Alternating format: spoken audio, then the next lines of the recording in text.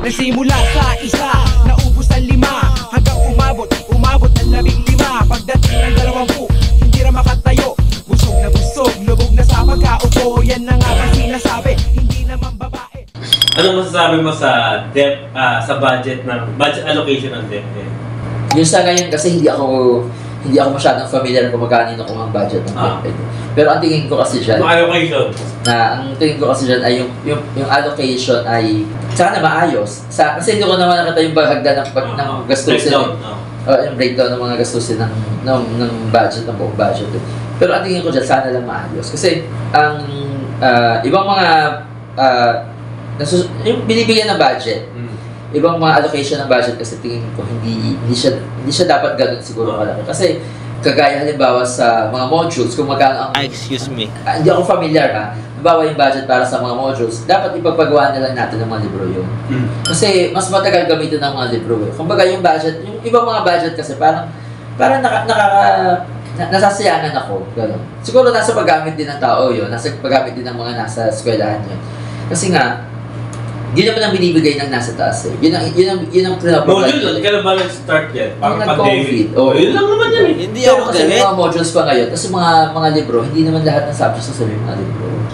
Diba, imbis na i-module mo yan, yung COVID nakatulong siya kasi syempre, maninipis yun, tapos maibibigay mo sa isa sa mga bata. Ano lang dun kasi. Yun yung effective way noon. Oo, nung nag-aaral kasi ako noon, lahat puro libro.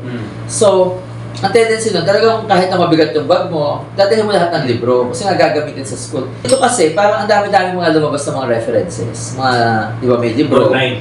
Bukod sa online, merong libro, may mga modules. Tapos di ba, meron pa mga skill books. So parang ang dami, anong gagamitin talaga doon? Parang, yung sa budget, halimbawa din sa mga modules, sana i-ano na siya sa pagpapalimbag ng mga libro, sa printing ng mga books. Kasi, mas matagal gamitin ng mga libro kasi sa modules. Saka, mas kompleto kasi siya. Diba, sama-sama na doon yung mga topics. Hindi kagaya sa module na per quarter, ito yung topic. Tapos, ibang quarter naman, iba na naman yung module. Ang mahirap din kasi doon, di ba binadgetan siya yung mga modules na yan. Hindi naman lahat na ibabalik eh. So, hindi naman kami sinabihan na yung mga modules na yan sa mga bata na yan, huwag yun ang kukunin.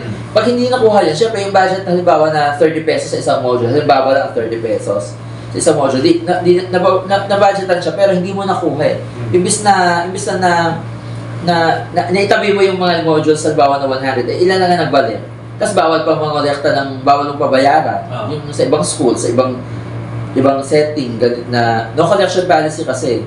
So parang nakukulangan, parang ganun, kulang siya, nasasayangan ako personally. Tapos ang isa pa dun sa akin yung budget para sa mga personnel. Kasi ang alam ko may mga budget talaga dyan eh. Pero hindi kasi lahat ng schools kumpleto ng personnel. Diba kagaya ngayon na ang panukala ng DepEd na aalisin na lahat ng mga administrative sa mga teachers. Ililipas siya sa mga non-teaching.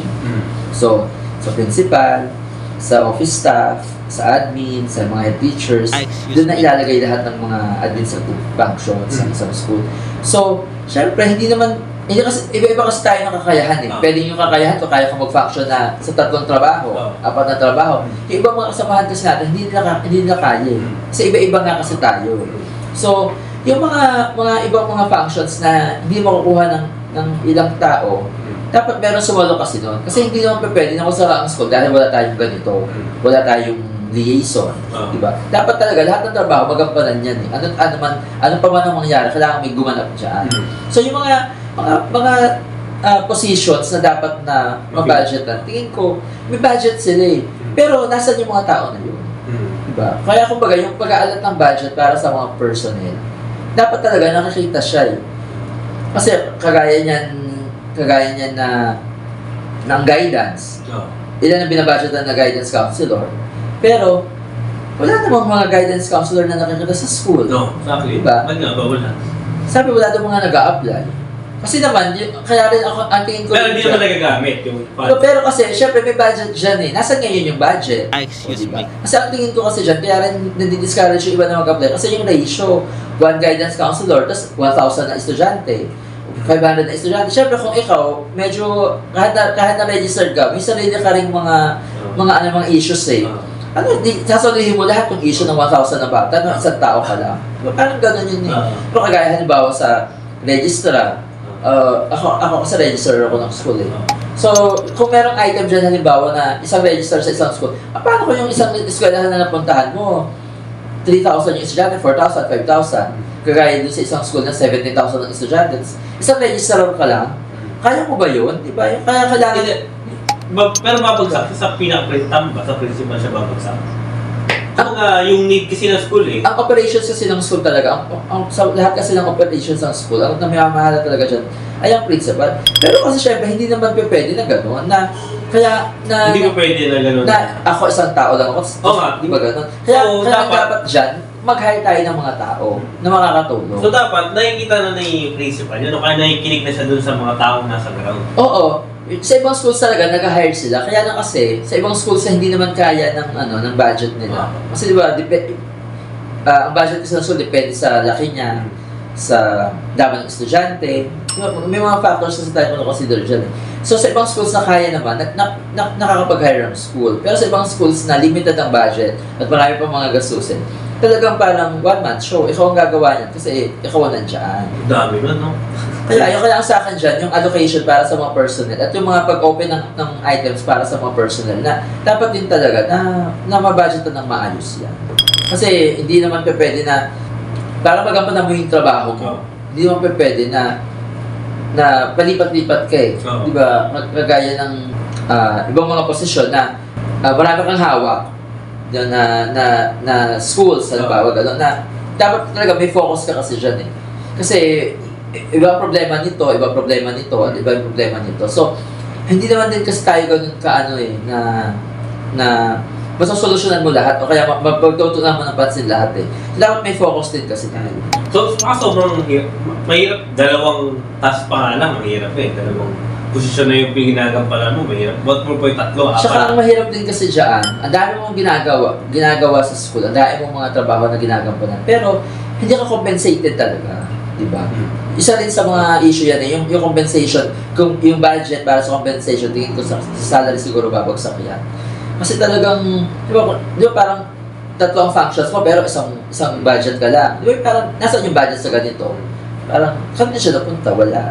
Doon mo makikita yung priority sa yung kung paano pinapahalagaan yung edukasyon sa Pilipinas eh.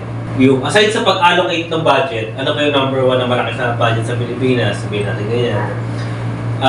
After nun, itong amount, yung pag-administer, yung pag-manage. Ito yung budget, dapat itong budget na ito, mabigay ito sa tamang tao. Para financial management. Oo na, hindi... Ay, fiscal management ang tawag siya sa mga budget. Hindi yung maliit na nga yung budget na binigay, tapos, hindi pa maayos yung pagkaka-allocate. Kasi sa priorities kasi talaga babagsak yan. Kung pinagsabay mo yung dalawang yun, ano na lang yung quality of education yung may bibigay mo sa mga estudyante? Di ba?